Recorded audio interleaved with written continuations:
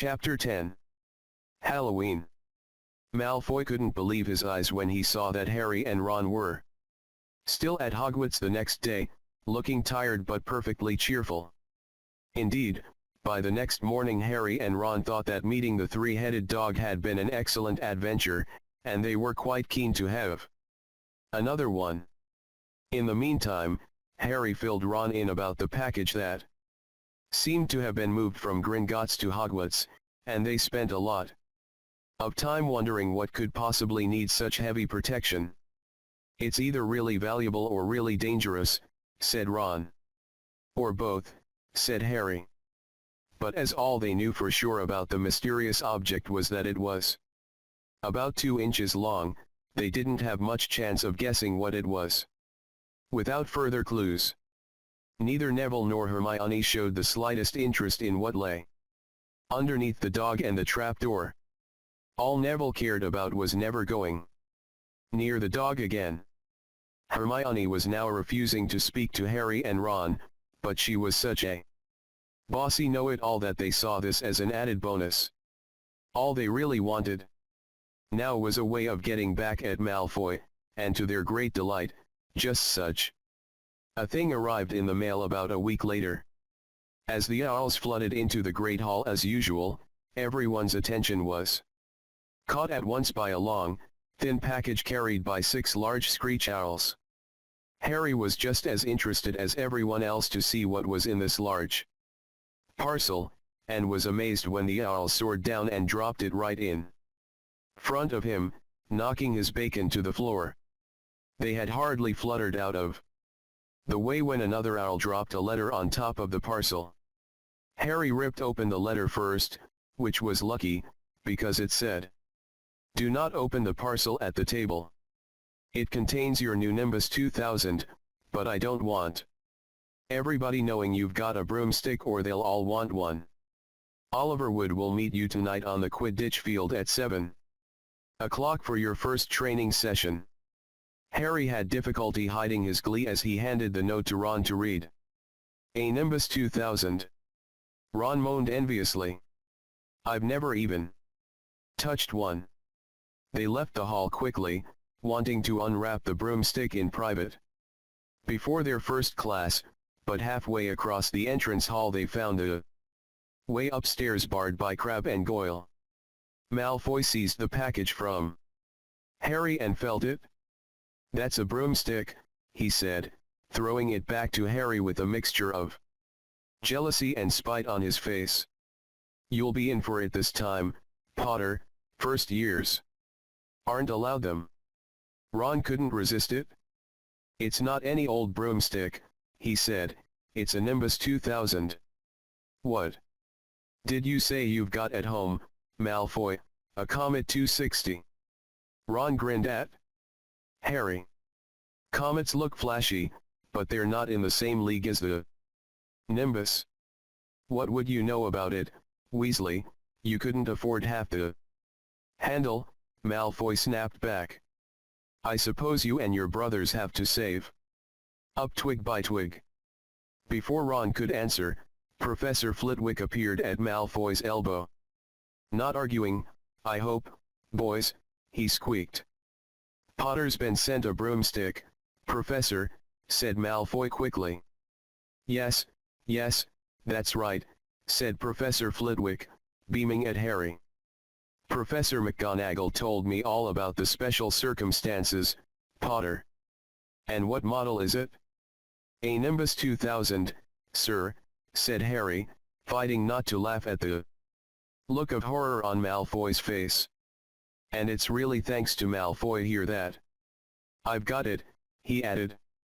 Harry and Ron headed upstairs, smothering their laughter at Malfoy's obvious rage and confusion. "Well, it's true," Harry chortled as they reached the top of the marble staircase. "If he hadn't stolen Neville's Remembrall I wouldn't be on the team." "So I suppose you think that's a reward for breaking rules," came an angry voice from just behind them. Hermione was stomping up the stairs, looking disapprovingly at the package in Harry's hand. "I thought you weren't speaking to us," said Harry. Yes, don't stop now, said Ron, it's doing us so much good. Hermione marched away with her nose in the air. Harry had a lot of trouble keeping his mind on his lessons that day. It kept wandering up to the dormitory where his new broomstick was lying under his bed, or straying off to the Quidditch field where he'd be learning to play that night. He bolted his dinner that evening without noticing what he was eating, and then rushed upstairs with Ron to unwrap the Nimbus 2000 at last. Wow, Ron sighed, as the broomstick rolled onto Harry's bedspread. Even Harry, who knew nothing about the different brooms, thought it looked wonderful. Sleek and shiny, with a mahogany handle, it had a long tail of neat, straight twigs and Nimbus 2000 written in gold near the top. As 7 o'clock drew nearer, Harry left the castle and set off in the dusk toward the Quidditch field. He'd never been inside the stadium before.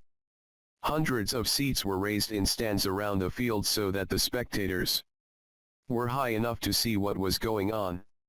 At either end of the field were 3 golden poles with hoops on the end. They reminded Harry of the little plastic sticks Muggle children blew bubbles through, except that they were 50 feet high. Too eager to fly again to wait for wood, Harry mounted his broomstick and kicked off from the ground. What a feeling! He swooped in and out of the goalposts and then sped up and down the field. The Nimbus 2000 turned wherever he wanted at his lightest touch. Hey, Potter, come down. Oliver Wood had arrived. He was carrying a large wooden crate under his arm. Harry landed next to him. Very nice, said Wood, his eyes glinting. I see what McGonagall meant. You really are a natural. I'm just going to teach you the rules this evening, then you'll be joining team practice 3 times a week. He opened the crate. Inside were 4 different sized balls. Right, said Wood. Now, Quidditch is easy enough to understand, even if it's not too easy to play. There are 7 players on each side. 3 of them are called chasers. 3 chasers, Harry repeated, as Wood took out a bright red ball about the size of a soccer ball. This ball's called the quaffle, said Wood. The chasers throw the quaffle to each other and try and get it through one of the hoops to score a goal. 10 points every time the quaffle goes through one of the hoops. Follow me. The chasers throw the quaffle and put it through the hoops to score. Harry recited. So that's sort of like basketball on broomsticks with 6 hoops, isn't it? What's basketball? Said Wood curiously. Never mind, said Harry quickly. Now, there's another player on each side who's called the keeper. I'm keeper for Gryffindor. I have to fly around our hoops and stop the other team from scoring.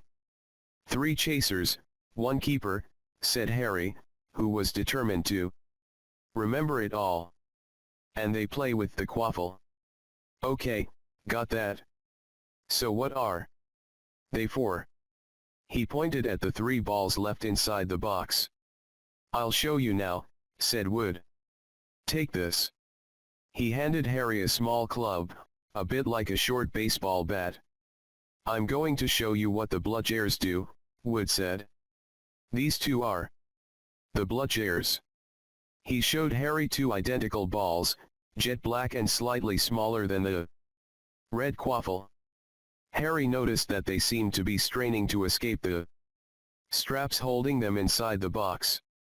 Stand back, Wood warned Harry. He bent down and freed one of the bludgers. At once, the black ball rose high in the air and then pelted straight at Harry's face. Harry swung at it with the bat to stop it from breaking his nose, and sent it zigzagging away into the air. It zoomed around their heads and then shot at Wood, who dived on top of it and managed to pin it to the ground. See? Wood panted, forcing the struggling bludger back into the crate and strapping it down safely. The bludgers rocket around, trying to knock players off their brooms. That's why you have 2 beaters on each team. The Weasley twins are ours. It's their job to protect their side from the bludgers and try and knock them toward the other team. So think you've got all that. 3 chasers try and score with the quaffle, the keeper guards the goalposts, the beaters keep the bludgers away from their team. Harry reeled off. Very good, said Wood. Have the bludgers ever killed anyone? Harry asked, hoping he sounded offhand. Never at Hogwarts. We've had a couple of broken jaws but nothing worse than that. Now, the last member of the team is the Seeker. That's you. And you don't have to worry about the quaffle or the bludgers. Unless they crack my head open. Don't worry, the Weasleys are more than a match for the bludgers. I mean, they're like a pair of human bludgers themselves. Wood reached into the crate and took out the 4th and last ball. Compared with the quaffle and the bludgers, it was tiny, about the size of a large walnut. It was bright gold and had little fluttering silver wings. This, said Wood, is the golden snitch, and it's the most important ball of the lot. It's very hard to catch because it's so fast and difficult to see. It's the Seeker's job to catch it. You've got to weave in and out of the chasers, beaters, bludgers, and quaffle to get it before the other team's Seeker. Because whichever Seeker catches the snitch wins his team an extra 150 points, so they nearly always win. That's why Seekers get fouled so much. A game of Quidditch only ends when the snitch is caught, so it can go on for ages. I think the record is 3 months. They had to keep bringing on substitutes so the players could get some sleep. Well, that's it. Any questions? Harry shook his head. He understood what he had to do all right. It was doing it that was going to be the problem. We won't practice with the snitch yet, said Wood, carefully shutting it back inside the crate. It's too dark, we might lose it. Let's try you out with a few of these. He pulled a bag of ordinary golf balls out of his pocket, and a few minutes later, he and Harry were up in the air, Wood throwing the golf balls as hard as he could in every direction for Harry to catch. Harry didn't miss a single one, and Wood was delighted. After half an hour, night had really fallen and they couldn't carry on. That Quidditch Cup'll have our name on it this year, said Wood happily, as they trudged back up to the castle. I wouldn't be surprised if you turn out better than Charlie Weasley, and he could have played for England if he hadn't gone off chasing dragons. Perhaps it was because he was now so busy, what with Quidditch practice 3 evenings a week on top of all his homework, but Harry could hardly believe it when he realized that he'd already been at Hogwarts 2 months. The castle felt more like home than Privet Drive ever had. His lessons, too, were becoming more and more interesting now that they had mastered the basics. On Halloween morning they woke to the delicious smell of baking pumpkin wafting through the corridors. Even better, Professor Flitwick announced in charms that he thought they were ready to start making objects fly, something they had all been dying to try since they'd seen him make Neville's toad zoom around the classroom. Professor Flitwick put the class into pairs to practice. Harry's partner was Seamus Finnegan, which was a relief, because Neville had been trying to catch his eye. Ron, however, was to be working with Hermione Granger. It was hard to tell whether Ron or Hermione was angrier about this. She hadn't spoken to either of them since the day Harry's broomstick had arrived. Now, don't forget that nice wrist movement we've been practicing, squeaked Professor Flitwick, perched on top of his pile of books as usual. Swish and flick, remember, swish and flick. And saying the magic words. Properly is very important, to never forget Wizard Baruffio, who said S instead of F and found himself on the floor with a buffalo on his chest. It was very difficult. Harry and Seamus swished and flicked, but the feather they were supposed to be sending skyward just lay on the desktop. Seamus got so impatient that he prodded it with his wand and set fire to it. Harry had to put it out with his hat. Ron, at the next table, wasn't having much more luck. Wingardium Leviosa, he shouted, waving his long arms like a windmill. You're saying it wrong, Harry heard Hermione snap. It's Wingardium Leviosa, make the gar nice and long. You do it, then, if you're so clever, Ron snarled. Hermione rolled up the sleeves of her gown, flicked her wand, and said, Wingardium Leviosa. Their feather rose off the desk and hovered about 4 feet above their heads. Oh, well done, cried Professor Flitwick, clapping. Everyone see here. Miss Granger's done it? Ron was in a very bad mood by the end of the class. It's no wonder no one can stand her, he said to Harry as they pushed their way into the crowded corridor. She's a nightmare, honestly. Someone knocked into Harry as they hurried past him. It was Hermione. Harry caught a glimpse of her face and was startled to see that she was in tears. I think she heard you. So, said Ron, but he looked a bit uncomfortable. She must have noticed. She's got no friends. Hermione didn't turn up for the next class and wasn't seen all afternoon. On their way down to the Great Hall for the Halloween feast, Harry and Ron overheard Parvati Patil telling her friend Lavender that Hermione was crying in the girls' bathroom and wanted to be left alone. Ron looked still more awkward at this, but a moment later they had entered the Great Hall, where the Halloween decorations put Hermione out of their minds. 1,000 live bats fluttered from the walls and ceiling while 1,000 more swooped over the tables in low black clouds, making the candles in the pumpkin stutter. The feast appeared suddenly on the golden plates, as it had at the start of term banquet. Harry was just helping himself to a baked potato when Professor Quirrell came sprinting into the hall, his turban askew and terror on his face. Everyone stared as he reached Professor Dumbledore's chair, slumped against the table, and gasped, "Troll in the dungeons thought you ought to know." He then sank to the floor in a dead faint. There was an uproar.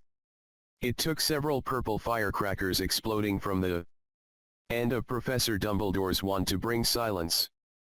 "Prefects," he rumbled, "lead your houses back to the dormitories immediately." Percy was in his element. "Follow me. Stick together, first years. No need to fear the troll if you follow my orders. Stay close behind me, now.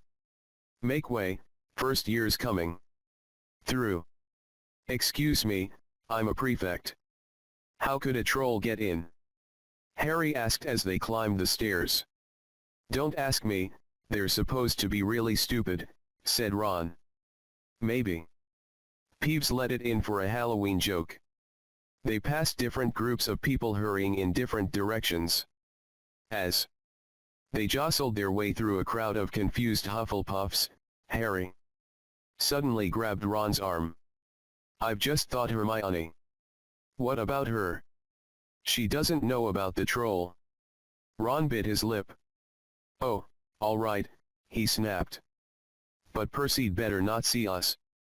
Ducking down, they joined the Hufflepuffs going the other way, slipped down a deserted side corridor, and hurried off toward the girls' bathroom. They had just turned the corner when they heard quick footsteps behind them.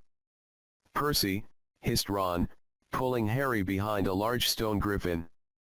Peering around it, however, they saw not Percy but Snape. He crossed the corridor and disappeared from view. "What's he doing?" Harry whispered. "Why isn't he down in the dungeons with the rest of the teachers?" "Search me." Quietly as possible, they crept along the next corridor after Snape's fading footsteps. "He's heading for the third floor," Harry said, but Ron held up his hand. "Can you smell something?" Harry sniffed and a foul stench reached his nostrils, a mixture of old socks and the kind of public toilet no one seems to clean. And then they heard it, a low grunting, and the shuffling footfalls of gigantic feet. Ron pointed at the end of a passage to the left. Something huge was moving toward them. They shrank into the shadows and watched as it emerged into a patch of moonlight. It was a horrible sight. 12 feet tall, its skin was a dull, granite gray, its great lumpy body like a boulder with its small bald head perched on top like a coconut. It had short legs thick as tree trunks with flat, horny feet. The smell coming from it was incredible. It was holding a huge wooden club, which dragged along the floor because its arms were so long. The troll stopped next to a doorway and peered inside. It waggled its long ears, making up its tiny mind, then slouched slowly into the room. "The key's in the lock," Harry muttered. "We could lock it in." "Good idea," said Ron nervously. They edged toward the open door, mouths dry, praying the troll wasn't about to come out of it. With one great leap, Harry managed to grab the key, slam the door, and lock it. Yes. Flushed with their victory, they started to run back up the passage, but as they reached the corner they heard something that made their hearts stop, a high, petrified scream, and it was coming from the chamber they just chained up. "Oh, no," said Ron, pale as the Bloody Baron. "It's the girls' bathroom." Harry gasped. "Hermione," they said together. It was the last thing they wanted to do, but what choice did they have? Wheeling around, they sprinted back to the door and turned the key, fumbling in their panic. Harry pulled the door open and they ran inside. Hermione Granger was shrinking against the wall opposite, looking as if she was about to faint. The troll was advancing on her, knocking the sinks off the walls as it went. "Confuse it," Harry said desperately to Ron, and, seizing a tap, he threw it as hard as he could against the wall. The troll stopped a few feet from Hermione. It lumbered around, blinking stupidly, to see what had made the noise. Its mean little eyes saw Harry. It hesitated, then made for him instead, lifting its club as it went. "Oi, pea-brain," yelled Ron from the other side of the chamber, and he threw a metal pipe at it. The troll didn't even seem to notice the pipe hitting its shoulder, but it heard the yell and paused again, turning its ugly snout toward Ron instead, giving Harry time to run around it. "Come on, run, run," Harry yelled at Hermione, trying to pull her toward the door, but she couldn't move. She was still flat against the wall, her mouth open with terror. The shouting and the echoes seemed to be driving the troll berserk. It roared again and started toward Ron, who was nearest and had no way to escape. Harry then did something that was both very brave and very stupid. He took a great running jump and managed to fasten his arms around the troll's neck from behind. The troll couldn't feel Harry hanging there, but even a troll will notice if you stick a long bit of wood up its nose, and Harry's wand had still been in his hand when he jumped. It had gone straight up one of the troll's nostrils. Howling with pain, the troll twisted and flailed its club, with Harry clinging on for dear life. Any second, the troll was going to rip him off or catch him a terrible blow with the club. Hermione had sunk to the floor in fright. Ron pulled out his own wand. Not knowing what he was going to do, he heard himself cry the first spell that came into his head, Wingardium Leviosa. The club flew suddenly out of the troll's hand, rose high, high up into the air, turned slowly over and dropped, with a sickening crack, onto its owner's head. The troll swayed on the spot and then fell flat on its face, with a thud that made the whole room tremble. Harry got to his feet. He was shaking and out of breath. Ron was standing there with his wand still raised, staring at what he had done. It was Hermione who spoke first. "Is it dead?" "I don't think so," said Harry, "I think it's just been knocked out." He bent down and pulled his wand out of the troll's nose. It was covered in what looked like lumpy grey glue. "Ugh, troll boogers." He wiped it on the troll's trousers. A sudden slamming and loud footsteps made the three of them look up. They hadn't realized what a racket they had been making, but of course, someone downstairs must have heard the crashes and the troll's roars. A moment later, Professor McGonagall had come bursting into the room, closely followed by Snape, with Quirrell bringing up the rear. Quirrell took one look at the troll, let out a faint whimper, and sat quickly down on a toilet, clutching his heart. Snape bent over the troll. Professor McGonagall was looking at Ron and Harry. Harry had never seen her look so angry. Her lips were white. Hopes of winning 50 points for Gryffindor faded quickly from Harry's mind. "What on earth were you thinking of?" said Professor McGonagall, with cold fury in her voice. Harry looked at Ron, who was still standing with his wand in the air. "You're lucky you weren't killed. Why aren't you in your dormitory?" Snape gave Harry a swift, piercing look. Harry looked at the floor. He wished Ron would put his wand down. Then a small voice came out of the shadows.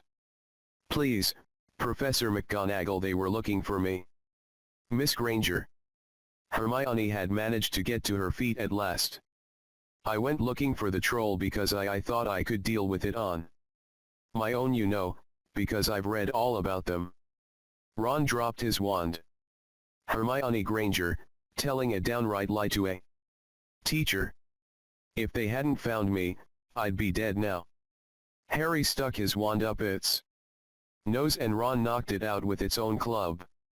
They didn't have time to come and fetch anyone. It was about to finish me off when they arrived. Harry and Ron tried to look as though the story wasn't new to them.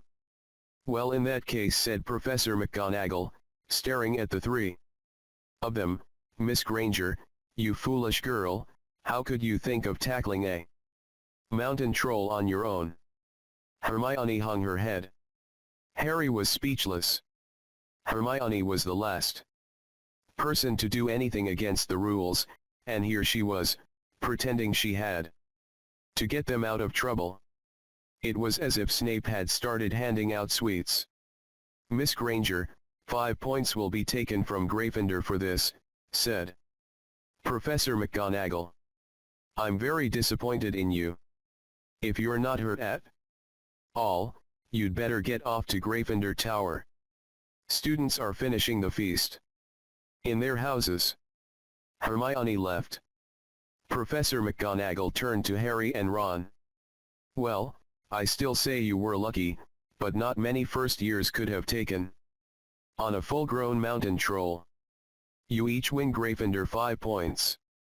Professor Dumbledore will be informed of this. You may go." They hurried out of the chamber and didn't speak at all until they had climbed 2 floors up. It was a relief to be away from the smell of the troll. Quite apart from anything else. "We should have gotten more than 10 points, Ron grumbled.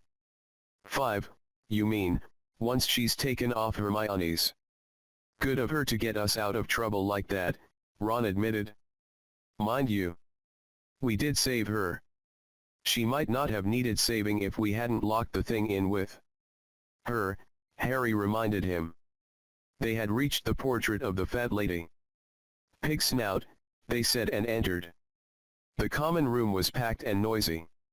Everyone was eating the food that had been sent up. Hermione, however, stood alone by the door, waiting for them. There was a very embarrassed pause. Then, none of them looking at each other, they all said thanks, and hurried off to get plates. But from that moment on, Hermione Granger became their friend. There are some things you can't share without ending up liking each other, and knocking out a 12-foot mountain troll is one of them.